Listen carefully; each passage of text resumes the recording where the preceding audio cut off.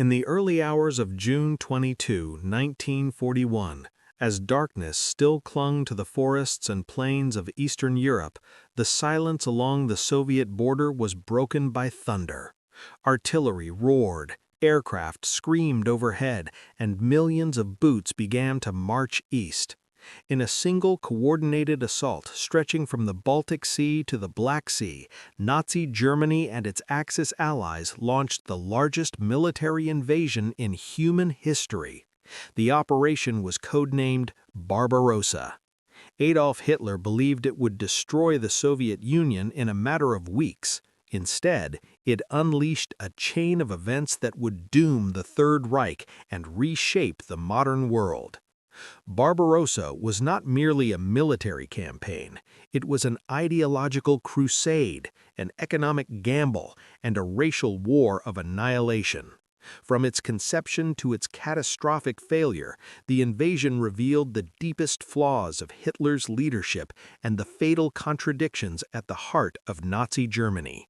To understand why Barbarossa sealed Germany's fate, one must look beyond battlefield maneuvers and examine the ideas, assumptions, and brutal realities that defined the Eastern Front. Long before German tanks crossed the Soviet frontier, Hitler had already declared his intentions. In Mein Kampf and countless speeches, he described the Soviet Union as both Germany's greatest enemy and its greatest prize. Eastern Europe, he claimed, was destined to become Germany's Lebensraum, living space for the German people. Slavs were to be enslaved or eliminated, Bolshevism eradicated, and the land remade into a colonial empire stretching deep into Eurasia. War with the Soviet Union was not a question of if, but when. In August 1939, Hitler temporarily set ideology aside and signed the Molotov-Ribbentrop Pact with Joseph Stalin. The agreement shocked the world. Nazi Germany and the Soviet Union, sworn enemies, pledged neutrality and secretly divided Eastern Europe between them. The pact allowed Hitler to invade Poland without fear of Soviet intervention and gave Stalin time to rebuild his shattered military. Yet both sides knew the alliance was temporary.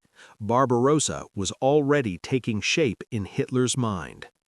Germany's stunning victories in 1939 and 1940 reinforced Hitler's belief in his own genius. Poland collapsed in weeks. Denmark and Norway fell.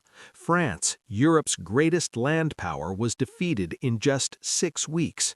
British forces barely escaped at Dunkirk. Blitzkrieg, lightning war, seemed unstoppable. Hitler concluded that Germany could defeat any opponent through speed, surprise, and willpower. The Soviet Union, he believed, would be no different. German intelligence painted a reassuring picture. Stalin's purges of the 1930s had eliminated much of the Red Army's experienced leadership. The Soviet performance against Finland in the Winter War exposed severe weaknesses in command and coordination. Hitler and his generals convinced themselves that the Red Army was a hollow force that would collapse after a few major defeats.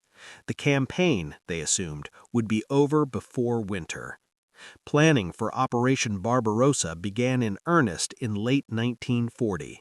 The invasion force would consist of over 3 million German soldiers, supported by hundreds of thousands of Axis troops from Romania, Hungary, Finland, and Italy. More than 3,000 tanks, 7,000 artillery pieces, and nearly 3,000 aircraft were assembled for the assault. No invasion in history had ever matched its scale. The plan called for 3 massive army groups. Army Group North would advance through the Baltic states towards Leningrad. Army Group Center, the strongest formation, would strike through Belarus towards Moscow. Army Group South would push into Ukraine, capturing its agricultural wealth and industrial centers. The Red Army, German planners believed, would be destroyed in massive encirclements near the border. Once that was achieved, the Soviet state would collapse. From the beginning, Barbarossa was riddled with contradictions. Hitler wanted to destroy the Red Army, capture key cities, seize economic resources, and annihilate ideological enemies all at once. German logistics were stretched to their limits even before the invasion began. Supply lines would run hundreds of kilometers across poor roads and incompatible rail systems. The army relied heavily on horses rather than motor vehicles. Fuel reserves were limited, yet these concerns were brushed aside in the belief that victory would come quickly. When the invasion began, the initial results seemed to confirm German confidence. The Luftwaffe destroyed thousands of Soviet aircraft on the ground in the opening days. Entire Soviet armies were encircled at Bialystok, Minsk, and Smolensk. Millions of Soviet soldiers were killed or captured.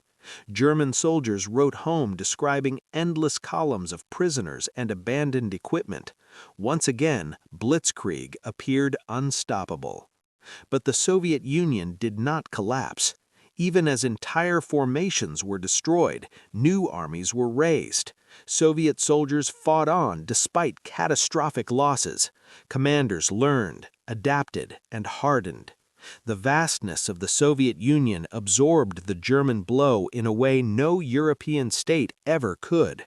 Every kilometer gained stretched German supply lines further and drained strength from the advancing forces. As summer turned to autumn, the cracks widened.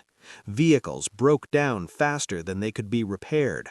Horses died in the tens of thousands. Ammunition and fuel ran short. German soldiers scavenged food from the countryside, alienating the local population. Any hope that Ukrainians or other Soviet citizens might welcome the Germans as liberators evaporated as brutal occupation policies took hold. Operation Barbarossa was conceived as a war of annihilation. Einsatzgruppen followed behind the front lines, murdering Jews, political commissars, and civilians by the hundreds of thousands. Soviet prisoners of war were deliberately starved, leading to the deaths of over 3 million men. Villages were burned in anti-partisan operations. These crimes were not excesses, they were policy. They ensured that the war in the East would be fought without mercy and without compromise. One of the most consequential decisions of the campaign came in late summer 1941. Army Group Center stood within striking distance of Moscow. German generals urged a direct advance on the Soviet capital. Hitler disagreed.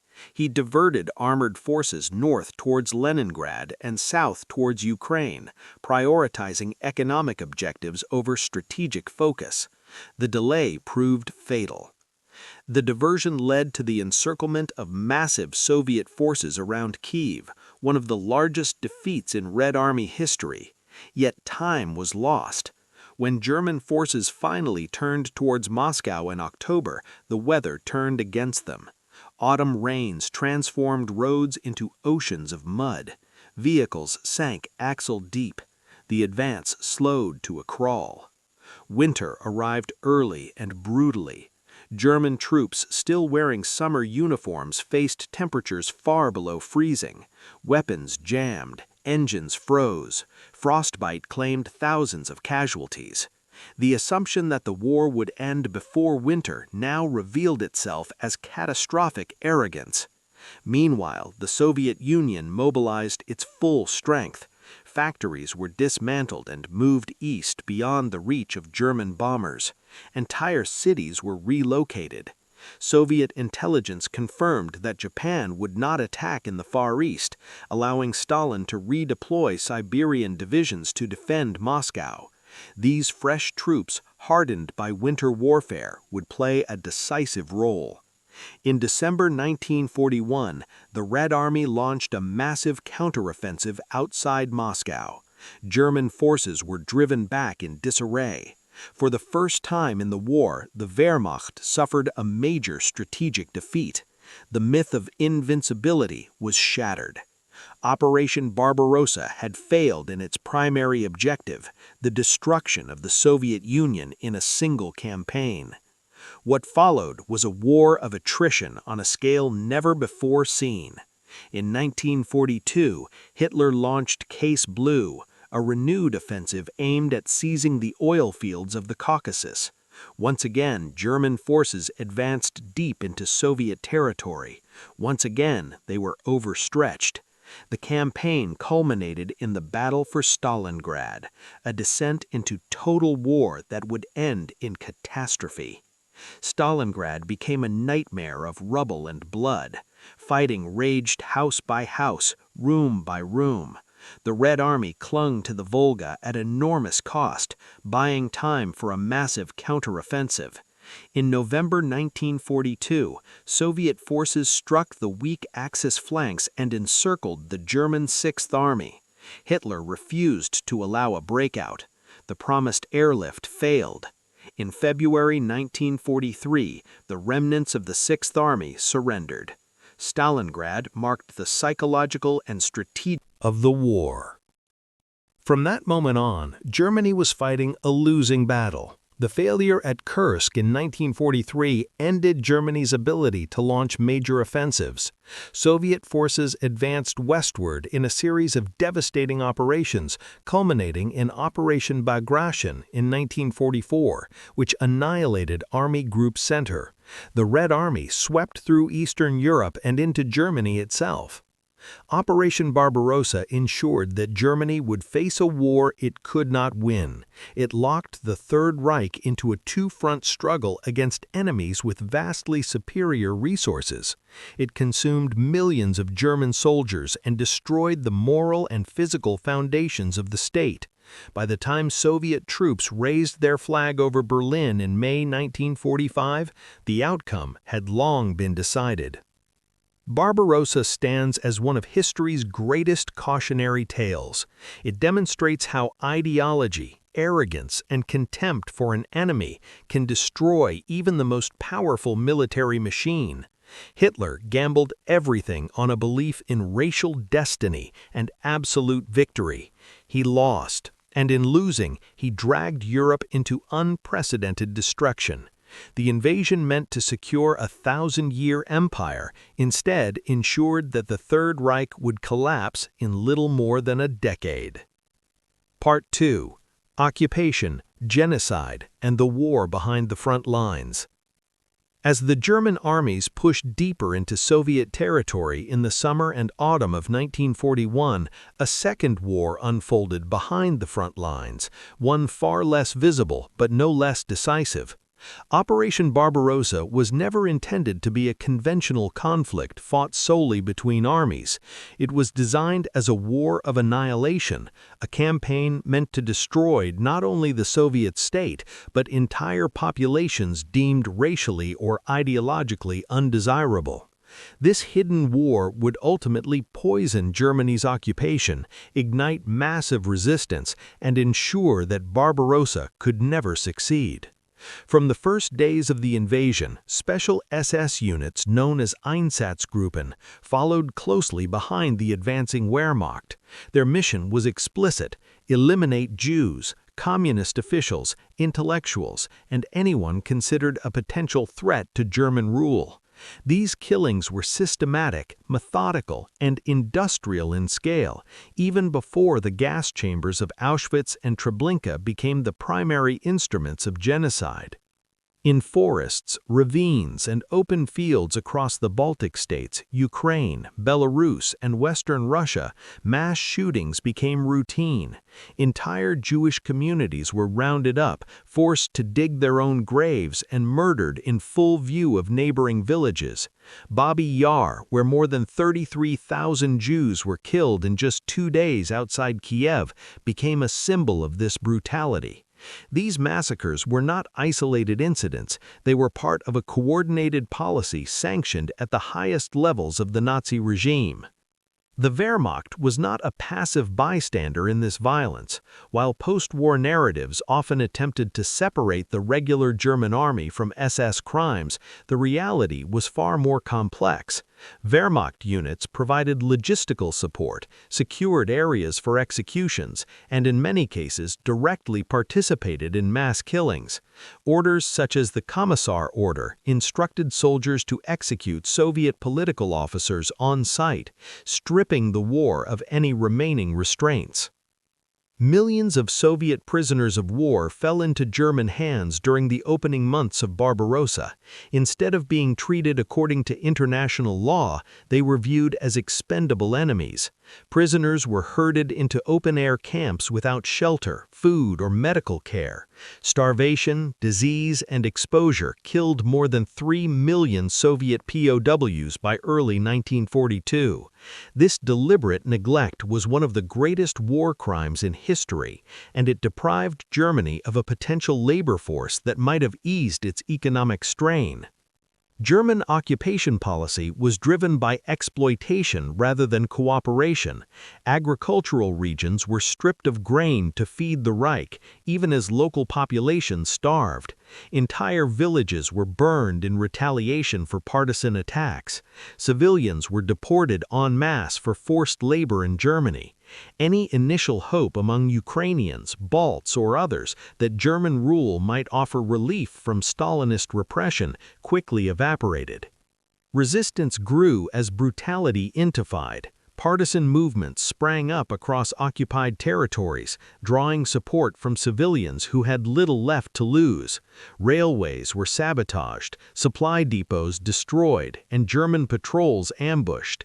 These operations forced Germany to divert hundreds of thousands of troops away from the front lines to conduct anti-partisan warfare, troops desperately needed at the front. Anti-partisan operations became exercises in collective punishment. Entire regions were declared hostile, civilians executed, villages erased from maps, and survivors driven into forests. Rather than crushing resistance, these actions fueled it. Every atrocity created new enemies and strengthened Soviet resolve.